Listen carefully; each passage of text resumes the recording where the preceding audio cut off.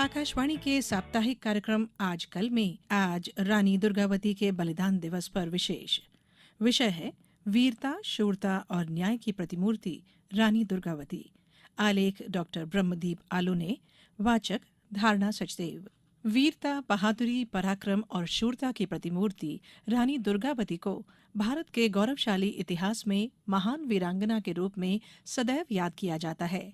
जनजातीय समाज ने देश की सांस्कृतिक विरासत को समृद्ध किया है। उन्होंने अपनी पारंपरिक प्रथाओं के माध्यम से पर्यावरण के संवर्धन, सुरक्षा और संरक्षण में अग्रणी भूमिका निभाई है। इन सब के साथ आजादी के प्रति असीम प्रेम और किसी की अधीनता न स्वीकार करने की जिद भी जनजातीय समाज की पहचान रही है। मुगल काल में अपने राज्य की सुरक्षा करना बेहद कठिन माना जाता था। उस दौर में गोंडवाना साम्राज्य की संरक्षिका के रूप में रानी दुर्गावती की अपूर्व वीरता और अपने राज्य के विकास में अभूतपूर्व योगदान न केवल सुनहरे अक्षरों में दर्ज है, बल्कि इसे जनजातीय क्षेत्रों में आज भी विभिन्न बोलियों और कई भाषाओं में गायन के माध्यम से भावी पीढ़ियों को सुनाया भी जाता है। ब्रिटिश औपनिवेशक शासन के खिलाफ भारत के विभिन्न क्षेत्रों में कई आदिवासी विद्रोह हुए। इन आदिवासी समुदायों में तामार, संथाल, खासी, भील, मीजो और कोल शामिल हैं। लेकिन रानी दुर्गावती का संघर्ष मुगलों के खिलाफ था। उन्होंने मुगलों के खिलाफ एक मजबूत प्रतिरोध का आधार तैयार किया, जिसने देश के कई क्षेत्रों में रहने वाले लोगों को मुगल सत्ता के खिलाफ लगातार लड़ने के लिए प्रेरित किया।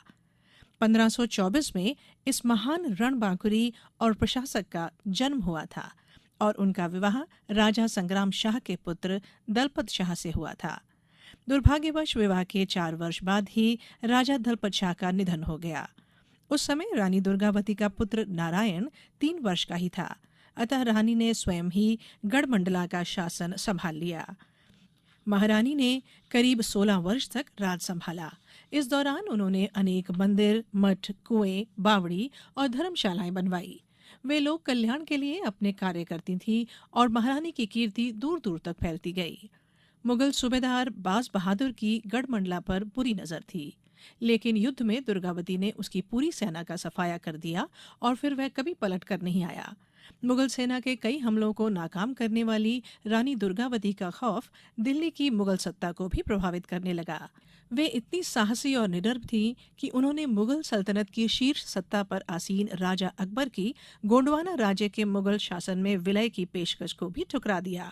ऐसा कर रानी दुर्गावती ने यह संदेश दिया कि जनजातीय वीर किसी की अधीनता स्वीकार करने के स्थान पर मर जाना पसंद करते हैं। इसके बाद अकबर ने आसफ खान नामक सरदार को गोंडवाना के गढ़मंडल पर हमला करने के लिए भेजा। रानी दुर्गावती को अपनी रणनीतिक योग्यता, पारंपरिक सैन्य संसाधन और सैन्य शक्ति पर इतना विश्वास था कि वे विशाल मुगल सेना से भी विचलित नहीं हुई।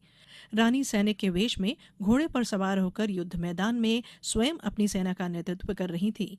रणक्षेत्र में रानी की अपेक्षाकृत कम सैनिकों ने असीम वीरता का परिचय दिया और इस कारण मुगल सेना युद्ध मैदान से भाग खड़ी हुई। विशाल मुगल साम्राज्य के सामने अपेक्षाकृत बेहद छोटी रियासत मानी जाने वाली गढ़मंडल रियासत से मुगलों का हार जाना राजा अकबर को बहुत लज्जित कर गया। करीब 1.5 वर्ष के बाद पुनः आसिफ खान ने गढ़मंडल पर चढ़ाई की। इस बार मुगलों के पास तोपखाना भी था।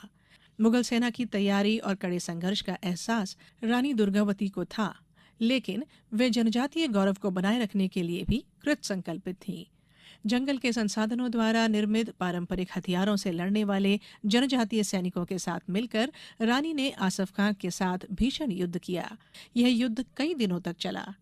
इस दौरान रानी दुर्गावती गंभीर रूप से घायल हो गईं।